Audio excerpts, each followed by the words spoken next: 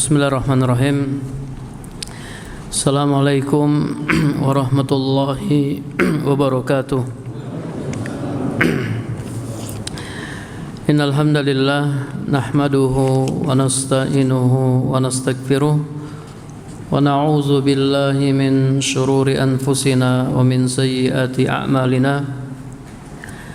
May yahdihillahu fala mudilla lahu wa may yudlil fala hadiyalah. Wa ashhadu an la ilaha illallah wahdahu la syarikalah wa ashhadu anna Muhammadan abduhu wa rasuluh sallallahu alaihi wasallam. Amma ba'du, para jamaah, para ikhwan dan akhwat rahimakumullah. Alhamdulillah, pada malam hari ini kita berkumpul dalam majelis ilmu, majelis yang diberkahi oleh Allah Subhanahu wa taala. Insyaallah pada kesempatan ini kita akan membahas kedahsyatan ayat kursi. Ini ada buku Ayatul Kursi wa Barahinut Tauhid, ayat kursi dan bukti-bukti tauhid, karya Profesor Dr. Abdul Razak bin Abdul Muhsin Al-Badar, hafizahumullah. Semoga Allah menjaga Syekh Abdul Razak dan ayahnya Abdul Muhsin. Buku ini sangat bagus ya, para jamaah yang dirahmati Allah Subhanahu wa taala. Jelaskan tentang ayat kursi dan bukti-bukti tauhid. Para jamaah yang dirahmati Allah Subhanahu wa taala,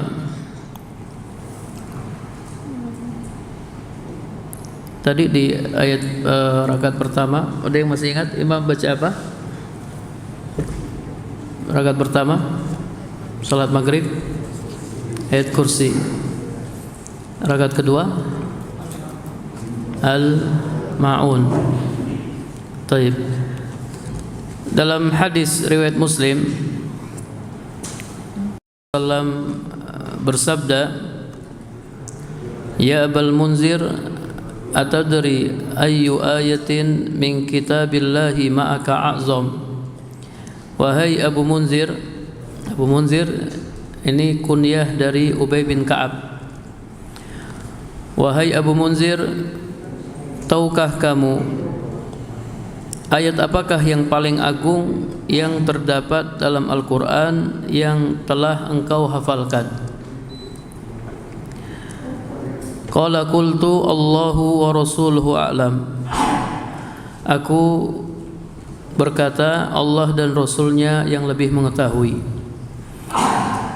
Kemudian Nabi sallallahu alaihi wasallam kembali bertanya, wahai Abu Munzir, tahukah kamu ayat apakah yang paling agung yang terdapat dalam Al-Quran yang telah engkau hafalkan? Aku menjawab, Allahu la ilaha illa huwal hayyul qayyum, yakni ayatul kursi. Fadaraba fi sadri, lalu Nabi sallallahu alaihi wasallam menepuk dadaku dan berkata, liyahnika al-ilmu Abul Munzir, selamat bagimu wahai Abu Munzir. Para jamaah yang dirahmati Allah Subhanahu wa taala, berdasarkan hadis ini hadis riwayat Muslim, ayat yang paling agung yang terdapat dalam Al-Qur'an adalah Ayatul Kursi.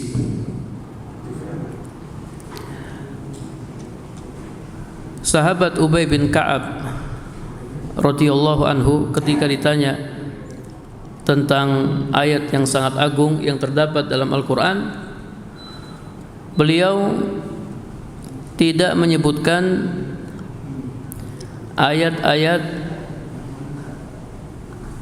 tentang hukum-hukum atau tentang adab-adab. Yang beliau sebutkan ayat-ayat yang mengandung tauhid. Ini menunjukkan para sahabat radhiyallahu anhum mereka sangat mengagungkan tauhid. ketika ditanya tentang ayat yang paling agung, yang mereka jawab adalah ayat-ayat yang berisikan tentang tauhid. Kemudian ya, kata penulis, hadis ini menunjukkan kecerdasan sahabat Ubay bin Ka'ab.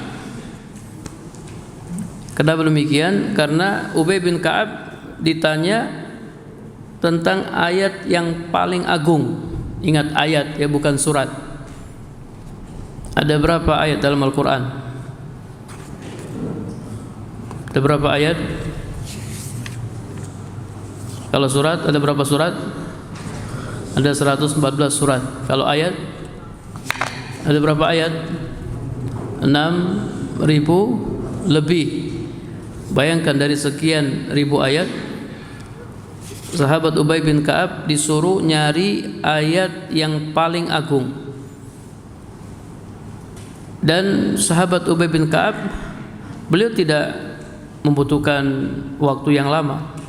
Beliau tidak mengatakan, ya Rasulullah, kasih saya waktu sepekan, 2 pekan, 1 bulan. Tidak.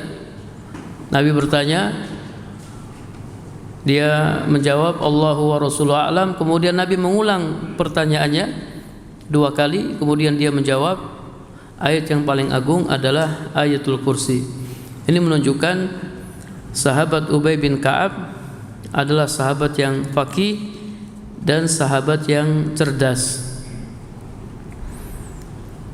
Bagaimana tidak, wa huwa sayyidul qurra, dia adalah pemimpinnya para qari. Dia mengumpulkan Al-Quran semasa hidupnya dari Nabi sallallahu alaihi wasallam. Kemudian Nabi mendengarkan kepadanya, dia mendengarkan bacaan Al-Quran kepada Nabi sallallahu alaihi wasallam. Dalam sebuah hadis ya, Nabi sallallahu alaihi wasallam berkata kepada Ubay, "Innallaha amaroni an aqra'a 'alaika." Sesungguhnya Allah memerintahkan aku untuk membacakan Al-Quran kepadamu. Allah suruh Nabi membaca Al-Quran di hadapan Ubay bin Ka'ab. Kemudian kata Ubay, apakah Allah menyebut namaku? Kata Nabi, Allah subhanahu wa ta'ala telah menyebut namamu. Akhirnya Ubay bin Ka'ab menangis ya, beliau terharu karena namanya disebut oleh Allah subhanahu wa ta'ala. Bacakan Al-Quran kepada Ubay bin Ka'ab. Para jamaah yang dirahmati Allah subhanahu wa ta'ala, kenapa ayat kursi merupakan ayat yang sangat agung? Ayat kursi merupakan ayat yang sangat agung karena terkandung di dalamnya 3 macam tauhid. Syekh Abdurrahman As-Sa'di menjelaskan, faqad istamalat hazil ayatu ala tauhid uluhiyah wa tauhid rububiyah wa tauhid asma wa sifat. Ayat ini, ayat kursi, mengandung tauhid uluhiyah, tauhid rububiyah, dan tauhid asma wa sifat. Jadi setiap ayat yang terkandung di dalamnya tauhid, maka itu merupakan ayat yang sangat agung, ayat yang sangat mulia. Ada sebuah riwayat ya, riwayat Bukhari dari Aisyah radhiyallahu anha, bahwasanya Nabi sallallahu alaihi wasallam mengutus seorang sahabat untuk memimpin sebuah pasukan. Wa kana yaqra'u li ashabihi fi salatihim fayakhtim bi qul huwallahu ahad. Sahabat ini setiap kali dia mengimami pasukannya, dia selalu menutup salatnya dengan qul huwallahu ahad. Ya, di rakaat kedua setelah membaca Al-Fatihah, dia selalu membaca surat Al-Ikhlas, qul huwallahu ahad. Tatkala mereka kembali, mereka menceritakan hal itu kepada Nabi sallallahu alaihi wasallam.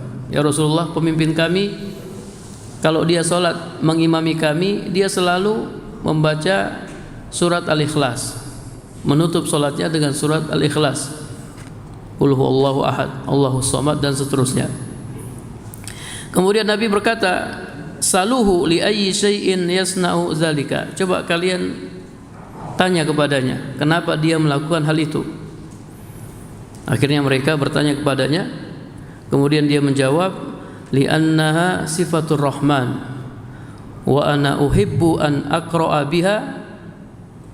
Karena surat Al-Ikhlas mengandung sifat Ar-Rahman, saya suka membacanya, saya senang membacanya. Jadi dia sering baca surat Al-Ikhlas dalam sholatnya rakaat kedua, karena surat Al-Ikhlas terkandung di dalamnya sifat Ar-Rahman. Kemudian Nabi SAW bersabda, akhbiruhu annallaha yuhibbuhu. Kabarkanlah kepadanya bahwasanya Allah mencintainya. Jadi sahabat ini dia sering mengulang-ulang bacaan surat Al-Ikhlas karena surat Al-Ikhlas terkandung di dalamnya sifat Ar-Rahman. Ini diantara bukti pemahaman para sahabat, kefakihan mereka, dan betapa agungnya kedudukan tauhid di dalam hati-hati para sahabat. Syekhul Islam menjelaskan, hadis ini menunjukkan bahwa ayat-ayat atau surat-surat yang mengandung sifat-sifat Allah, fa innahu yustahabbu qira'atuhu, disunahkan untuk dibaca. Allahu yuhibbu dzalika wa yuhibbu man yuhibbu dzalika. Allah menyukai hal itu dan menyukai orang yang menyukai hal itu.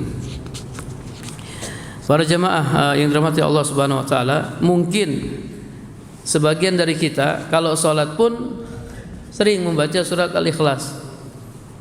Itu tidak? Ya, di sholat duhur surat Al-Ikhlas, sholat asar ya surat Al-Ikhlas, maghrib Al-Ikhlas, isya Al-Ikhlas, subuh Al-Ikhlas. Sama seperti yang dilakukan oleh sahabat ini, cuman motivasinya mungkin tidak sama. Kenapa antum suka membaca surat Al-Ikhlas? Karena biasanya cuma itu, ya. Jadi yang dibaca sama, cuma motivasinya berbeda. Kalau sahabat ini, li'annaha sifatur rahman, karena surat Al-Ikhlas terkandung dalamnya sifat Ar-Rahman. Mungkin kalau sebagian dari kita ya Ustaz, anak hafalannya itu Ustaz. Jadi yang dibaca sama, cuman nilainya berbeda. Nilainya berbeda. Kalau kita paham makna surat Al-Ikhlas, kita tahu tafsirnya, kemudian kita senang membacanya karena terkandung dalamnya sifat-sifat Allah, maka kita akan mendapatkan keutamaan ini. Kabarkanlah kepadanya bahwasanya Allah mencintainya. Kita dicintai oleh Allah Subhanahu wa taala. Tidak ada kedudukan yang paling tinggi kecuali dicintai oleh Allah Subhanahu wa taala. Masya Allah, dicintai oleh Allah Subhanahu wa ta'ala. Kalau mencintai Allah, naam, kita semua mencintai Allah. Iya atau tidak? Iya, wajib mencintai Allah. Orang mukmin wajib mencintai Allah. Taib. Akan tetapi, apakah Allah mencintai kita? Kalau kita mencintai Allah, taib, apakah Allah mencintai kita? Belum tentu, kita tidak tahu. Iya atau tidak? Iya. Nah, kita berusaha untuk meraih kecintaan Allah. Di antara caranya ini, agungkan tauhid. Antum baca ya surat-surat atau ayat-ayat yang terkandung di dalamnya tauhid. Para sahabat mereka sangat mengagungkan tauhid. Mereka senang membaca surat-surat yang terkandung di dalamnya tauhid. Para jamaah yang dirahmati Allah Subhanahu wa taala, Kalau kita perhatikan ya, Ayatul Kursi dalam sehari semalam berapa kali kita baca Ayatul Kursi? Enggak 5, lebih dari 5. Berapa kali kira-kira? Anda sampaikan ya, ini Syekh Abdul Razak, beliau membawakan hadis-hadis yang menjelaskan disyariatkannya membaca ayat kursi. Disebutkan dalam hadis riwayat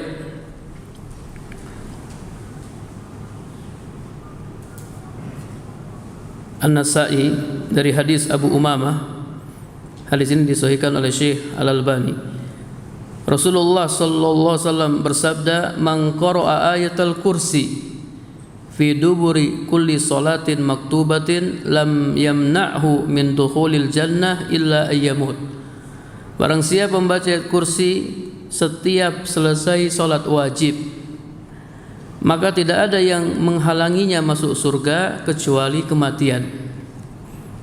Kalau dia meninggal, dia masuk surga. Kalau tadi habis sholat maghrib antum baca ayat kursi, kemudian antum meninggal, maka antum masuk surga. Ibnul Qayyim berkata, telah sampai kepadaku dari guruku Ibnu Taimiyah,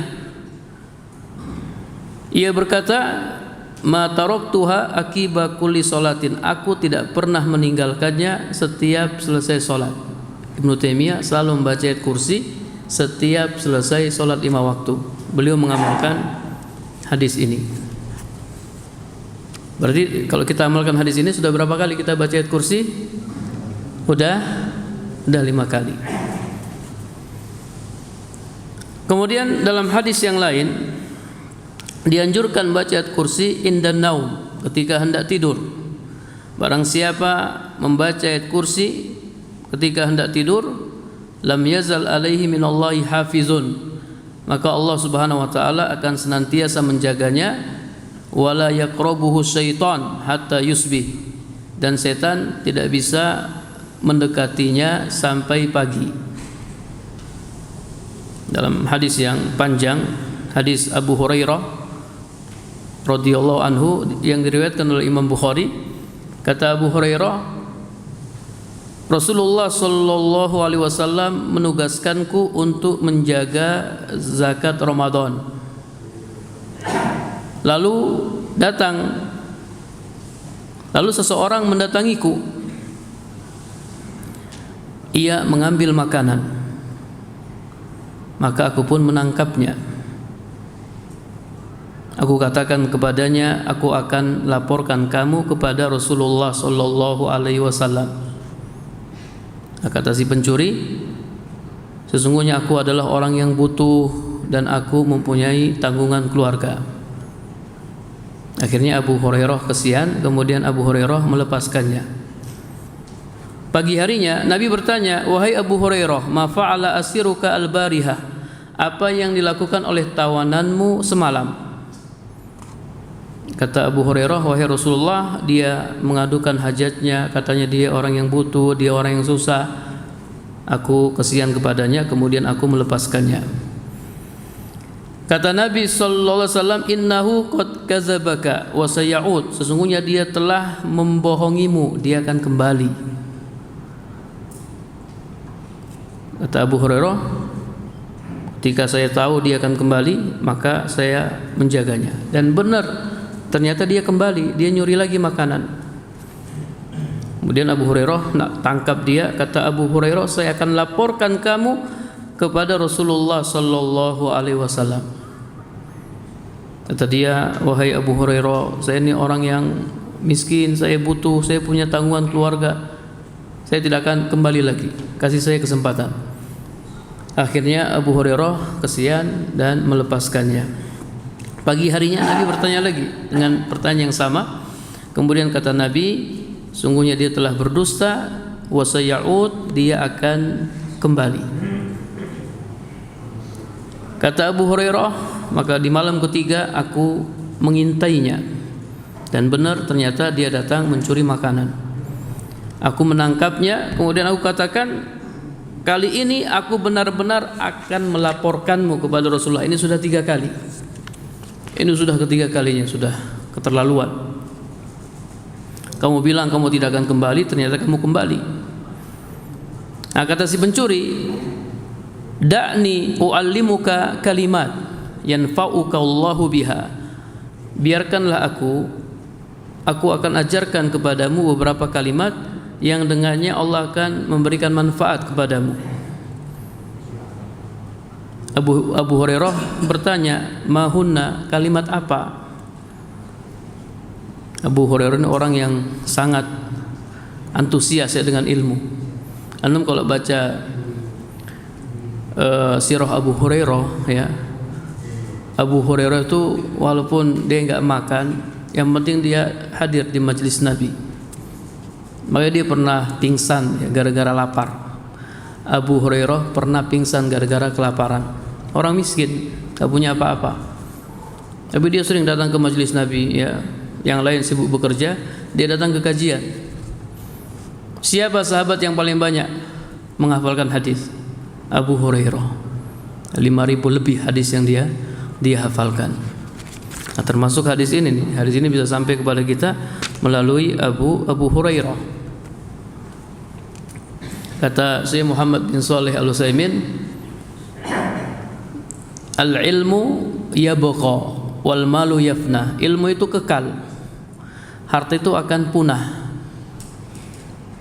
Abu Hurairah sampai hari ini namanya masih terus disebut di majelis-majelis ilmu ya, di atas mimbar setiap kajian ya, ustadz atau syekh menyampaikan an Abi Hurairah, an Abi Hurairah.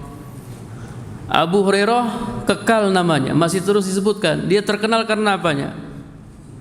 Karena apanya? Karena ilmunya, bukan karena hartanya. Dia orang miskin. Dan setiap kali kita menyampaikan hadis an Abi Hurairah, an Abi Hurairah, Abu Hurairah dapat pahala. Masya Allah. Ini namanya amal jariyah, ilmu yang bermanfaat. Ya, karena Abu Hurairah dia sangat antusias terhadap ilmu. Kemudian Abu Hurairah bertanya, kalimat-kalimat apa? Kata si pencuri, idza awaita ila firashika, apabila engkau hendak tidur, maka bacalah ayat kursi. Allahu la ilaha illa huwal hayyul qayyum sampai selesai. Fa innaka la yazala 'alaika minallahi hafizun wa la yaqrabunaka syaitan hatta tusbih. Karena ya Allah akan senantiasa menjagamu dan setan tidak bisa mendekatimu sampai pagi. Akhirnya Abu Hurairah dilepaskan. Di pagi hari Rasulullah bertanya, ma fa'ala asiruka al-barihah, apa yang dilakukan oleh tawananmu semalam? Aku katakan, wahai Rasulullah, dia mengajarkan kepadaku beberapa kalimat. Dia katanya dengan kalimat itu Allah akan memberikan manfaat kepadaku. Akhirnya aku lepaskan dia. Kemudian kata Nabi, kalimat apa? Kata Abu Hurairah, ya kata dia, apabila kamu hendak tidur maka bacalah ayat kursi sampai selesai, karena Allah akan menjagamu dan setan tidak akan mendekatimu sampai pagi. Apa komentar Nabi? Kata Nabi sallallahu alaihi wasallam, amma innahu qad sadaqaka wa huwa kadzub. Ya, dia telah jujur, berkata benar kepadamu, padahal dia suka berbohong. Jadi apa yang dia katakan benar. Siapa yang ketika hendak tidur membaca ayat kursi, maka dia akan dijaga oleh Allah. Setan tidak bisa mendekatinya. Dan kalau tidur di tempat-tempat yang angker ya, sebagian tempat angker banyak jinnya, karena mungkin kosong ya, sudah lama tidak ditempetin. Antum baca ayat kursi, ya, setan tidak bisa mendekati antum. Allah senantiasa menjaga antum berdasarkan hadis ini. Kemudian kata Nabi sallallahu alaihi wasallam, ta'lam man tukhatibu mundu salasi layalin ya Abu Hurairah Wahai Abu Hurairah, tahukah kamu siapakah orang yang kamu ajak bicara selama 3 malam? Kata Abu Hurairah, la, saya tidak tahu. Kata Nabi sallallahu alaihi wasallam, zaka syaitan, itu adalah setan. Nah, yang antum kalau kayak Abu Hurairah, mungkin antum langsung merinding. Hah? Setan? 3 malam anak ketemu sama setan. Anak nggak tahu kalau itu setan. Ya, jadi setan bisa berubah wujud jadi manusia. Dulu ada cerita yang populer ya, ceritanya populer, diceritakan dari mulut ke mulut, walaupun ada sebagian syekh yang mengingkarinya. Kisah setan atau jin yang menyamar jadi mahasiswa di Madinah, kemudian dia ikut kuliah di Madinah. Ini kisahnya populer dan ada di buku, Anda pernah baca. Cuman sebagian syekh mengingkarinya, katanya kisahnya tidak benar. Zaman Syekh bin Baz dulu, ya. Jadi ketika teman-temannya main di kamarnya, ini jinnya berubah wujud jadi orang Afrika. Terus kan jarak pintu kan jauh, pintunya kebuka, dia panjangin tangannya, dia tutup pintu dari jauh, tangannya panjang. Nah, itu yang lihat ketakutan semua. Akhirnya mereka lapor ke Syekh bin Baz.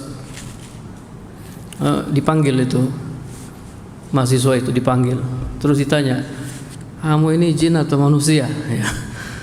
Kata dia, jin. Dia jin. Dia sengaja berubah wujud jadi manusia supaya bisa belajar. Ya, kalau mau belajar ya jangan buat yang aneh-aneh ya, memanjangin tangan ya. Nanti orang pada ketakutan. Jadi jin bisa berubah wujud. Coba antum lihat samping antum, jangan-jangan ada jin ya. Coba lihat di belakang ya, jangan-jangan itu jin yang menyamar jadi manusia. Taib, hadis ini ya, ini hadis riwayat Bukhari. Hadis ini sahih. Hadis ini menunjukkan bahwasanya orang yang membaca ayat kursi sebelum tidur dia akan dijaga oleh Allah. Setan nggak bisa mendekatinya. Berarti sudah berapa kali kita baca? 6 kali. 5 kali setiap selesai sholat wajib dan 1 kali ketika hendak tidur. Tidur di sini kata para ulama tidur di malam hari. Tidur di malam hari. Kemudian hadis berikutnya, anjuran untuk membaca ayat kursi fi adzkaris sabah wal masa, pada zikir pagi dan petang. Dalilnya dari Ubay bin Ka'ab radhiyallahu anhu bahwasanya ia mempunyai 1 bejana kurma yang selalu berkurang. Suatu malam dia menjaganya. Fa idza huwa bidabati shibhil gulam al-muhtalim. Tiba-tiba muncul seekor binatang sebesar anak remaja yang sudah balik. Fasallama alaihi faradda alaihi salam. Dia mengucapkan salam dan Ubay menjawab salamnya. Kemudian Ubay bertanya, "Ma anta? Siapa kamu? Jinniyun au insiyun?" Kamu jin atau manusia? Qala, kata dia, jinniyun, jin. Saya jin. Kata Ubay, coba tunjukkan tanganmu. Kemudian dia tunjukkan tangannya. Fa idza yaduhu yadu kalbin wa sya'ruhu sya'ru kalbin. Ternyata tangannya seperti tangan anjing dan bulunya seperti bulu anjing. Ubay bertanya, apakah seperti ini bentuk jin? Kata si jin, ya seperti ini, namun ada yang lebih sangar lagi. Ubay bertanya, fama ja'abika, apa yang membuatmu datang kemari? Ya, Masya Allah, sahabat Ubay berani ya, ketemu jin, nanya-nanya. Antum kalau ketemu jin, berani gak? Berani gak kalau ketemu jin? Berani gak? Benar, ntar malam didatangi loh sama jin. Fama ja'abika, apa yang membuatmu datang kemari? Kata si jin, balaghani annaka tuhibbus shadaqah.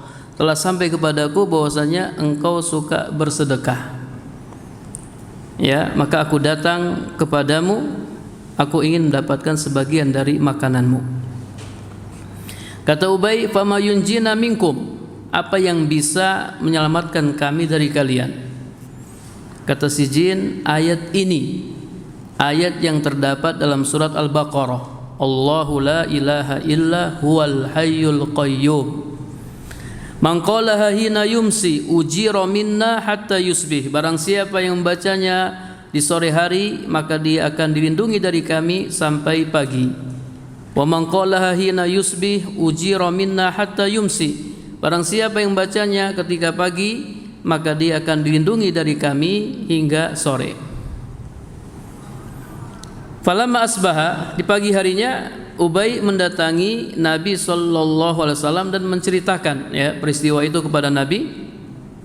Faqal, kata Nabi, sadaqal khabis, makhluk yang buruk itu telah berkata benar. Hadis riwayat An-Nasai dan Tabrani. Berarti berapa kali? Tadi 5 tambah 2 pagi hari dan sore hari. Tadi 6 tambah 2 jadinya 8. Ya, disyariatkan bagi kita untuk membaca ayat kursi sehari semalam 8 kali. 8 kali. Setelah selesai sholat wajib 5 kali, kemudian ketika hendak tidur 1 kali, dan di pagi hari sekali dan di sore hari sekali. 8 kali. Siapa yang rajin membaca ayat kursi, maka dia akan dijauhkan dari gangguan syaitan. Ya, terutama orang-orang yang memang sudah diganggu oleh syaitan. Ya, mungkin ada kesurupan jin atau dia disihir dan seterusnya, hendaknya dia rajin membaca ayat kursi. Ya, silahkan dicoba ya, yang diganggu oleh jin, diganggu oleh syaitan, silahkan dicoba baca ayat kursi, rajin baca ayat kursi. Para jamaah yang dirahmati Allah Subhanahu wa taala, kata Syekh Abdul Razak, falaisal matlub al-qiraah duna istidhkar al-ma'ani wal tilawah duna tadabburi dalalat. Jadi ayat kursi akan memberikan pengaruh yang besar kalau kita tidak hanya sekedar membacanya, akan tetapi di samping kita membacanya, kita juga memahami maknanya, memahami kandungannya.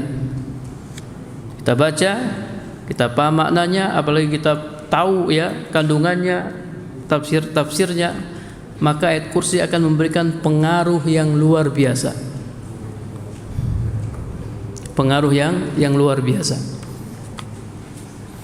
Terkadang yang dibaca sama, tapi khasiatnya beda. Antum bisa rasakan sendiri. Ada yang baca Masya Allah langsung hilang, ada yang baca beberapa kali belum hilang-hilang. Antum lihat orang yang nguruqyah orang, ada yang nguruqyah sekali baru baca aja setannya sudah kabur. Ada yang bacanya berkali-kali tapi ya setannya masih tetap nggak mau kabur dia. Antum tahu Imam Ahmad waktu ada yang kesurupan di zamannya Imam Ahmad, mereka datang ke Imam Ahmad, wahai Imam, ini ada yang kesurupan, tolong ruqyah. Imam Ahmad hanya ngasih sendalnya, kayak sendal ini, pakai sendal anak, pukul itu yang kesurupan, dipukul keluar setannya. Imam Ahmad nggak perlu datang, kirim sendalnya aja. Nah, ketika Imam Ahmad sudah meninggal, itu setannya balik lagi, jinnya balik lagi. Akhirnya orang nyari-nyari sendalnya Imam Ahmad, pas dipakai setannya nggak keluar. Bukan sendalnya yang ditakutin, Imam Ahmadnya yang ditakutin. Jadi memang pengaruh orang yang membaca tadi, dia paham maknanya, ya, dia tahu artinya, tahu tafsirnya, itu pengaruhnya lebih kuat, lebih dahsyat daripada orang yang hanya sekedar membacanya. Jadi 8 kali, bayangkan para jamaah, 8 kali kita dianjurkan untuk membaca ayat kursi. Pernah nggak kita berpikir, ada ayat yang disunahkan kita baca 8 kali tiap hari para jamaah? Kok disuruh ngulang-ngulang ya? Kira-kira isinya apa? Isinya apa sih? Kok kita disuruh ngulang-ngulang terus membacanya? Harusnya kita penasaran. Kemudian kita terdorong untuk pelajari maknanya. Ini pasti bukan ayat yang biasa ini. Ini pasti ayat yang luar biasa. Jadi jangan hanya digantung. Ada sebagian orang, ayat kursi bagus sekali, besar ya, digantung, tapi dia tidak pernah membacanya. Sini membacanya. Mangqara'a ya, tadi hadisnya mangqara'a ayatul kursi. Siapa yang baca ayat kursi, bukan siapa yang gantung ayat kursi. Ya, antum harus punya rasa penasaran apa isinya, kemudian antum baca minimal ya terjemahannya. Ya, antum mungkin buka kajian tafsir ayat kursi. Ini satu buku aja jelasin tentang ayat kursi. Ya, menjelaskan tentang ayat kursi. Jadi ayat yang paling agung ayat kursi. Kalau surat yang paling agung surat Al-Fatihah.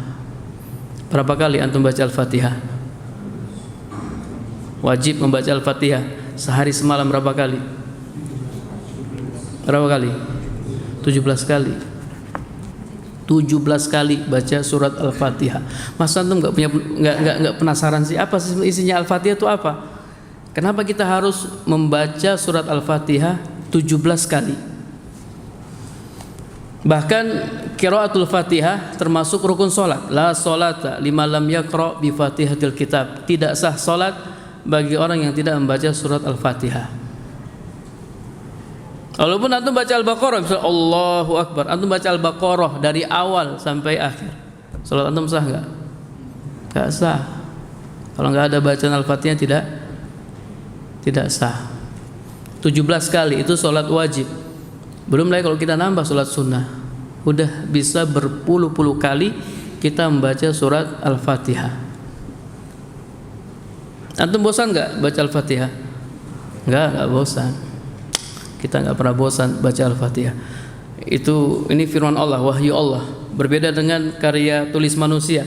Karya manusia sehebat apapun ya, walaupun bestseller, kita baca sekali ya, 2 kali mungkin masih tertarik, 3 kali wah udah bosan. Itulah karya manusia. Ya, cepat bosan. Beda dengan firman Allah, kalamullah. Kita enggak akan pernah bosan untuk membaca surat Al-Fatihah. Para jemaah yang dirahmati Allah Subhanahu wa taala, siapa yang pernah menghatamkan Al-Qur'an, baca Al-Qur'an dari surat Al-Fatihah sampai An-Nas, hatam? Banyak ya, insyaallah banyak. Taib. Siapa yang pernah membaca Al-Qur'an dari awal sampai akhir plus artinya, plus terjemahannya? Ada yang pernah? Al-Quran terjemahannya, antum baca Al-Qurannya, baca juga artinya, baca ayatnya, baca juga artinya. Pernah enggak? Pernah. Selesai. Masya Allah. Sebenarnya Al-Quran itu isinya apa sih? Intinya apa Al-Quran itu isinya? Yang sudah pernah selesai. Sebenarnya Al-Quran itu isinya apa? Apakah isinya tentang sains ya, atau isinya tentang ekonomi ya? Apa sebenarnya isi Al-Quran itu apa? Dan kalau lihat doktor, profesor, apalagi hakim itu kalau baca itu sampai tebal-tebal ya, baca semua itu selesai. Tapi jarang ada yang bisa membaca Al-Quran sampai selesai, Al-Quran plus terjemahnya. Terus ditanya, apa sih sebenarnya inti dari Al-Quran itu? Kata para ulama, inti dari Al-Quran itu surat Al-Fatihah. Surat Al-Fatihah itu inti dari Al-Quran. Inti sarinya Al-Quran, surat Al-Fatihah. Dan intinya Al-Fatihah itu ayat Iyyaka na'budu wa iyyaka nasta'in. Jadi Al-Quran itu intinya tauhid, isinya tauhid. Isinya kalimat la ilaha illallah. Allah turunkan Al-Quran li ajli tauhid, karena tauhid. Allah utus para rasul karena tauhid. Allah ciptakan langit dan bumi karena tauhid. Ini adanya masjid ini itu karena tauhid.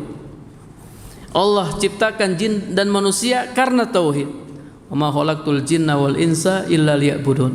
Tidaklah aku menciptakan jin dan manusia kecuali supaya mereka beribadah kepadaku. Semuanya karena tauhid. Jadi Al-Quran tuh kalau ditanya apa sih intinya Al-Quran? Ini tauhid. Tauhid uluhiyah. Iyyaka na'budu wa iyyaka nasta'in. Ayat kursi menjadi ayat yang sangat agung karena terkandung di dalamnya tauhid. Coba siapa yang tahu mana ayat-ayat dari ayat kursi yang menunjukkan tauhid?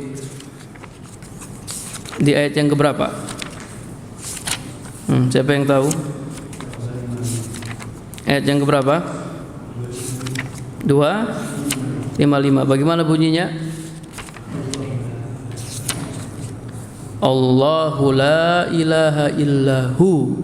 Itu Allahu la ilaha illa huwa.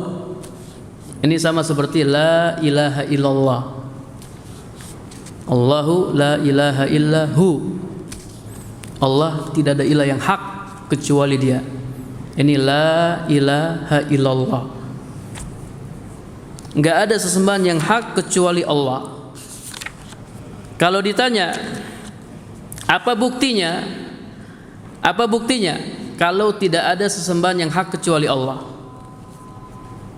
Ini isinya bukti-bukti tauhid. Apa buktinya? Bukti yang pertama. Sini Syekh Abdul Razak beliau menyebutkan ada 12 bukti tauhid. Bukti yang pertama Al-Hayyu. Apa itu Al-Hayyu? Yang maha hidup kekal. Allah berhak disembah karena Allah maha hidup kekal. Allah maha hidup.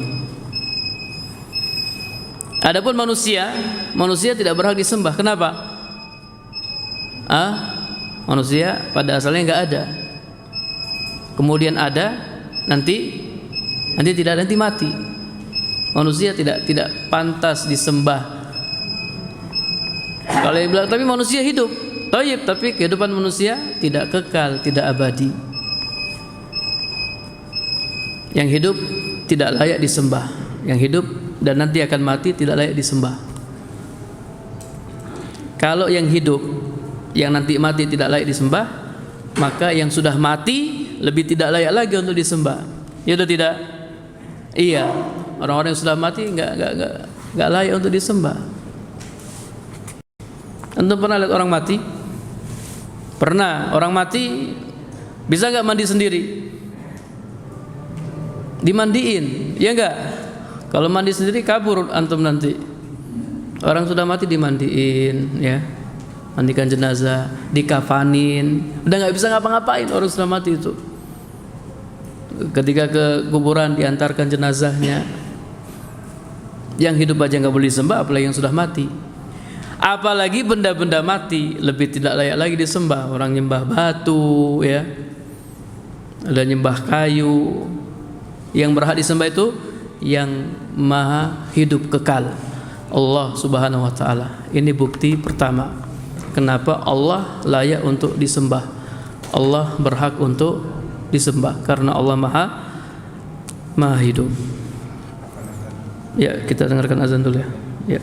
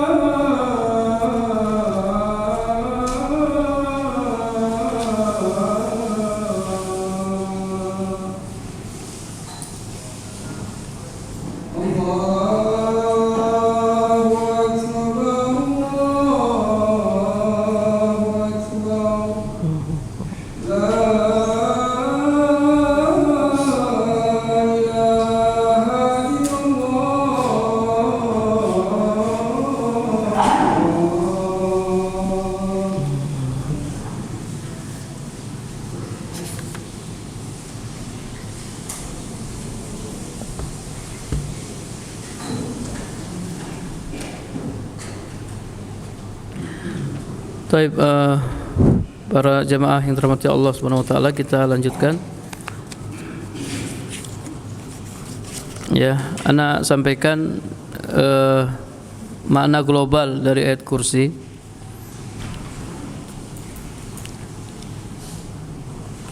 Jadi ayat yang mulia ini tersusun dari 10 kalimat. Ya, kalau antum hitung ada 10 kalimat. Di dalamnya terdapat penjelasan tentang mengesahkan Allah, memuliakan dan mengagungkan Allah Subhanahu wa taala. Penjelasan keesaan Allah dalam kesempurnaan dan kemuliaan.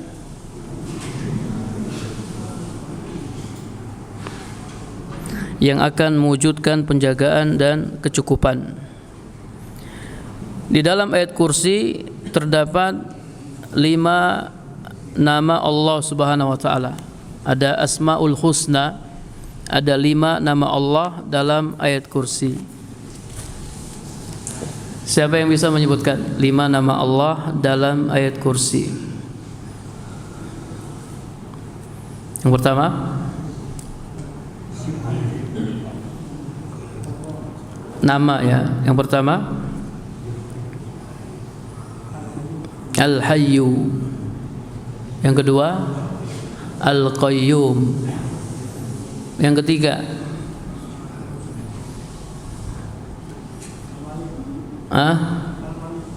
Gak ada Al-Malik dalam ayat kursi.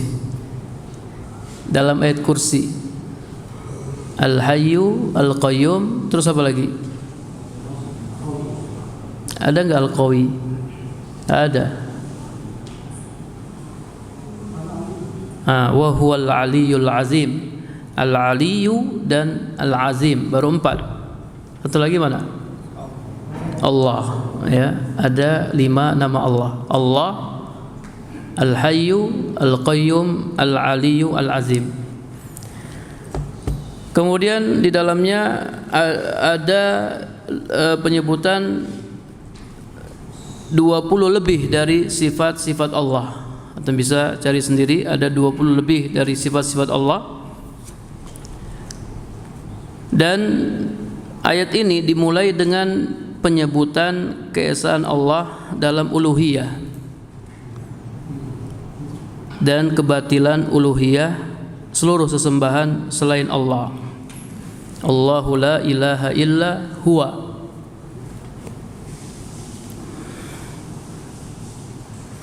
Kemudian penyebutan hayatillah al-kamilah, kehidupan Allah yang sempurna, yang tidak diakhiri oleh kebinasaan. Dan juga penyebutan sifat qayyum Allah Subhanahu wa taala. Ma makna qayyum? Al-qayyum artinya yang berdiri sendiri, mengurus dirinya dan yang mengurus makhluknya. Allah, dia mengurus dirinya sendiri, enggak ada yang mengurus Allah. Allah urus dirinya sendiri dan Allah juga mengurus ya seluruh makhluknya. Ini Al-Qayyum. Kemudian penyebutan kesucian Allah Subhanahu wa taala dari sifat-sifat kekurangan seperti as-sinah, ngantuk ya, la ta'khudhuhu sinah. Allah tidak ditimpa ngantuk dan tidak pula tidur. Ini diantara sifat kesempurnaan. Berbeda dengan manusia. Kalau manusia kalau tidak tidur ya bermasalah ya. Orang kalau nggak bisa tidur bermasalah. Dan manusia pasti tidur. Nggak bisa manusia nggak tidur. Manusia itu lemah. Manusia itu banyak kekurangan. Kalau dia tidak tidur ya bahaya. Kemudian juga ya penyebutan luasnya kerajaan Allah Subhanahu wa taala. Luasnya kerajaan Allah Subhanahu wa taala, wa anna jami'a man fis samawati wal ard abidun lahu. Seluruh apa yang terdapat di langit dan di bumi adalah hamba Allah Subhanahu wa taala, di bawah kekuasaan Allah Subhanahu wa taala. wa dzikri anna min adillati azamatihi annahu la yumkinu li ahadin minal khalqi ay yashfa' indahu subhanahu illa min ba'di iznihi. Dan juga penyebutan bukti keagungan Allah bahwasanya gak ada seorang pun yang bisa memberikan syafaat di sisi Allah kecuali setelah mendapatkan izin dari Allah. Bahkan para nabi tidak bisa memberikan syafaat kecuali setelah mendapatkan izin dari Allah. Makanya syafaat itu semuanya milik Allah. Kalau minta syafaat kepada siapa? Kepada Allah. Tidak boleh minta syafaat kepada selain Allah. Minta syafaat kepada Allah karena syafaat semuanya milik Allah. Wa fiha isbatu sifatil ilmi lillahi subhanahu. Kemudian juga terdapat penetapan sifat ilmu bagi Allah, bahwasanya ilmu Allah muhitun bikulli ma'lum, meliputi segala sesuatu.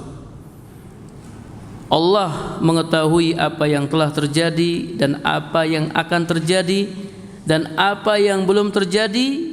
Seandainya dia terjadi, bagaimana dia terjadi? Saking hebatnya ilmu Allah seperti ini. Kemudian juga terdapat penyebutan kebesaran Allah Subhanahu wa taala dengan menyebutkan kebesaran makhluknya. Fa idza kana al-kursi wa huwa mahlukun min makhluqatihi. Apabila kursi ini salah satu makhluk dari makhluk-makhluk Allah yang luasnya meliputi langit dan bumi. Dalam sebuah hadis yang Nabi menyebutkan perumpamaan langit dan bumi dengan kursi itu seperti salah seorang di antara kalian dia lemparkan cincin di padang yang sangat luas.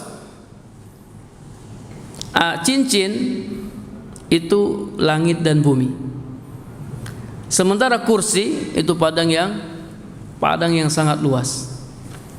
Langit dan bumi itu sekecil cincin. Sementara kursi Allah itu padang yang sangat luas. Udah nggak kebayang ya. Antum kalau mikirkan luasnya langit, antum nggak bisa mikirkan luasnya bumi. Masih ada yang lebih besar lagi, kursi Allah.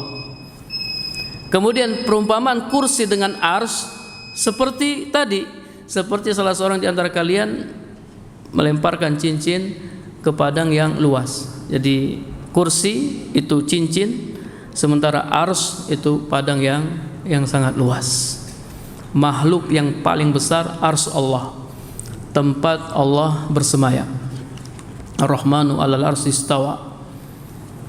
Kalau antum disuruh pikirkan berapa besarnya kursi, bisa nggak antum pikirkan? Nggak bisa. Kursi aja udah nggak masuk. Apalagi antum mikirkan ars, lebih nggak masuk lagi.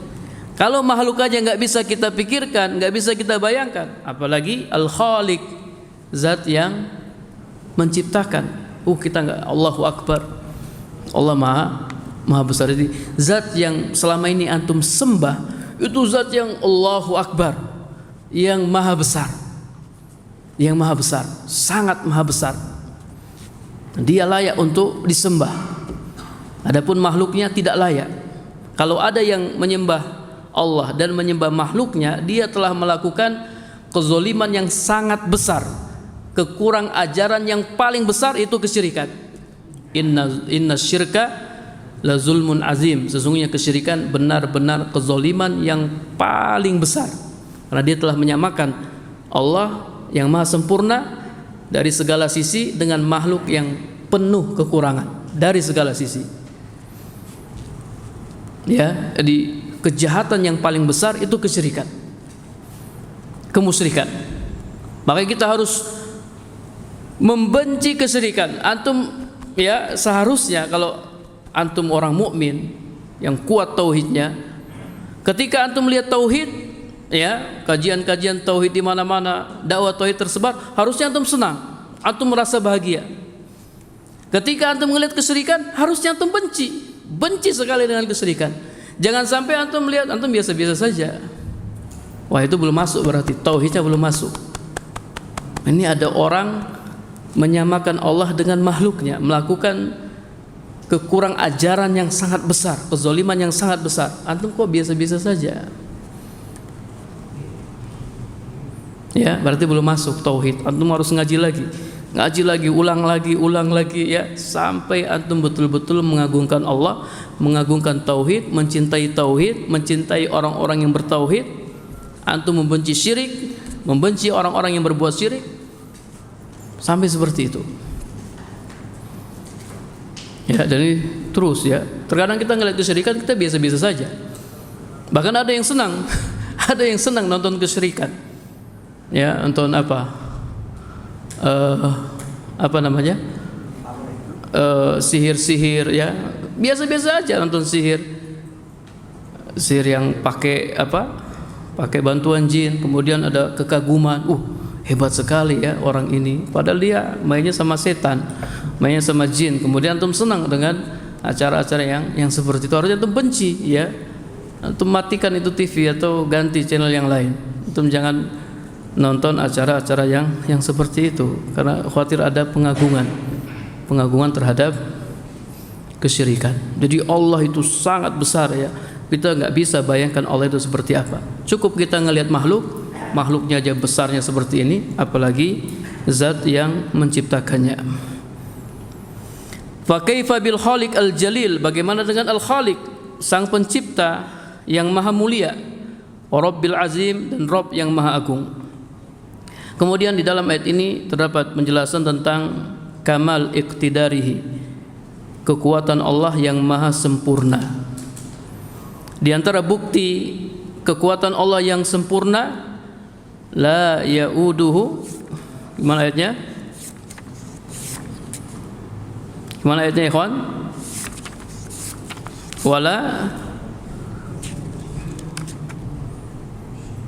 Wala yauduhu hifzuhuma, dan tidak memberatkan Allah menjaga keduanya, menjaga langit dan bumi. Allah ciptakan langit tanpa tiang. Langit nggak butuh dengan bumi. Seandainya bumi nggak ada, langit tetap berdiri kokoh. Siapa yang menahan langit sehingga langit tidak jatuh? Allah Subhanahu wa taala. Kalau Allah tidak tahan itu langit jatuh menimpa kita, mati kita semuanya. Allah dengan kekuatannya yang maha sempurna, Allah tahan langit sehingga langit tidak jatuh menimpa bumi. Ya, antum bayangkan betapa besar kekuatan Allah Subhanahu wa taala. Tidak memberatkan Allah menjaga langit dan bumi. Kemudian Allah akhiri ayat ini dengan menyebut dua namanya yang mulia, yaitu Al-Aliyul Azim, yang maha tinggi lagi maha agung. Allah Subhanahu wa taala maha tinggi. Jadi zat Allah ada di mana? Zat Allah ada di mana? Ada di atas. Allah ada di atas. Banyak sekali dalil-dalil yang menunjukkan Allah ada di atas. Ya, di antaranya yang tidak diingkari oleh ahlul bid'ah ya. Atau yang mereka mengatakan Allah ada di mana-mana dan mereka mengingkari Allah di atas, mereka tetap mengakui dalil ini, yaitu dalil Isra dan Mi'raj ya. Isra dan Mi'raj ketika Nabi dinaikkan ke langit untuk menerima perintah salat 5 waktu, itu Nabi naik ke atas bertemu Allah Subhanahu wa taala. Dan tidak ada yang mengingkari kisah Isra dan Mi'raj. Ya, Allah Subhanahu wa taala ada di atas, zat Allah ada di atas. Yang ada di mana-mana apanya Allah? Ilmunya Allah yang ada di mana-mana.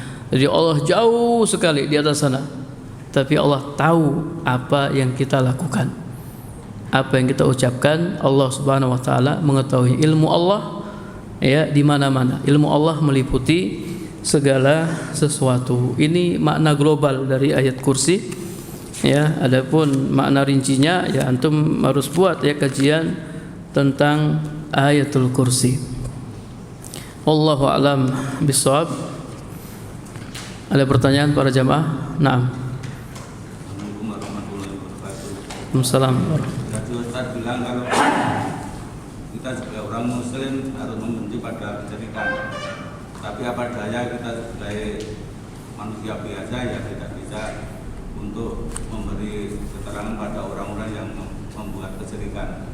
Terima kasih. Wassalamualaikum warahmatullahi wabarakatuh. Waalaikumsalam warahmatullahi wabarakatuh. Antum tahu apa pengertian Islam? Al-Islam al-istislamu lillahi bit-tauhid wal inqiyadu lahu bit-ta'ah wal bara'atu minasyirki wa ahlihi. Itu Islam. Islam itu berserah diri kepada Allah dengan tauhid, tunduk kepadanya dengan melakukan ketaatan, dan berlepas diri dari kesyirikan dan pelakunya. Makna berlepas diri diantaranya benci terhadap kesyirikan dan orang-orang musyrik. Itulah Islam. Orang Islam ya harus benci terhadap kesyirikan dan benci terhadap orang-orang musyrik. Kalau antum pingin dalilnya ya, biar kita lebih mantap lagi, bisa dilihat dalam surat Al-Mumtahanah. Jadi kita bicara pakai dalil ya. Al-Mumtahanah ayat berapa? Bentar ya.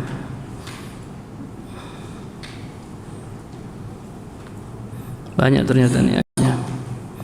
Al-Mumtahanah ayat 4, surat 60 ayat 4. Ana bacakan biar kita lebih mantap. Qad kanat lakum uswatun hasanatun fi Ibrahim wallazina ma'ah id qalu liqaumihim inna bura'a'u minkum wa mimma ta'buduna min dunillah. Sungguh telah ada bagi kalian suri tauladan yang baik. Allah mengatakan uswatun hasanah, suri tauladan yang baik pada Nabi Ibrahim dan orang-orang yang bersamanya, kata para ulama, dan nabi-nabi yang lain dan rasul-rasul yang lain. Teladan yang baik ini diajarkan oleh Nabi Ibrahim dan juga nabi-nabi yang lain. Ketika mereka berkata kepada kaumnya, sesungguhnya kami berlepas diri dari kalian dan dari apa yang kalian sembah selain Allah. Kafarna bikum wa bada bainana wa bainakumul adawatu wal baghdha'u abadan. Dan telah nyata antara kami dan kalian permusuhan dan kebencian selama-lamanya. Hatta tu'minu billahi wahdah, sampai kalian beriman kepada Allah semata. Selama kalian masih musyrik, maka kami membenci kalian, kami memusuhi kalian. Ini teladan yang baik yang diajarkan oleh Nabi Ibrahim dan nabi-nabi yang lain. Kapan permusuhan dan kebencian berakhir? Kapan? Hatta tu'minu billahi wahdah, sampai kalian beriman kepada Allah semata, sampai kalian bertauhid. Kalau kalian bertauhid, maka permusuhan hilang, permusuhan tidak ada. Kita mencintai kalian. Ini dalilnya. Ya, dalil kita harus benci kesyirikan dan juga orang-orang musyrik. Ingat ya, benci ada di mana? Di sini ya. Tapi secara pergaulan kita tetap berbuat baik kepada orang kafir, karena Islam memerintahkan kita berbuat baik kepada orang kafir. Kontra enggak? Kontradiksi enggak? Benci sama berbuat baik? Enggak kontra ya. Bisa kita lakukan. Dalam hati kita benci, tapi secara perlakuan kita berbuat baik kepada mereka. Inilah yang dicontohkan oleh Nabi. Ya. Beda kalau kondisi perang. Kalau perang ya di antara bukti benci kita kepada mereka ya kita bunuh mereka. Perang, kondisi perang. Kondisi perang kalau antum tidak membunuh, antum dibunuh. Tapi kondisi aman, cukup kebencian ada di sini, adapun perlakuan tetap baik. Ya, kalau punya tetangga non muslim, ya, antum tetap berbuat baik, antum masak, antum kasih dia makanan antum, dia butuh bantuan, mungkin sakit keluarganya, antum antar ke rumah sakit, nggak ada masalah, tidak ada masalah, ya, selama masih berkaitan dengan urusan dunia. Dicukupkan dulu ya, maka antum bantu. Adapun urusan agama kita tidak ikut-ikutan. Lakum dinukum waliyadin. Tapi urusan dunia, oke, kita bantu. Udah ya, dicukupkan dulu. Ya, mudah-mudahan Allah Subhanahu wa taala memberkahi pertemuan kita. Wallahu a'lam bishawab. Kita akhiri dengan doa kafaratul majlis. Subhanakallahumma wa bihamdika asyhadu an la ilaha illa anta astaghfiruka wa atubu ilaik. Assalamualaikum warahmatullahi wabarakatuh.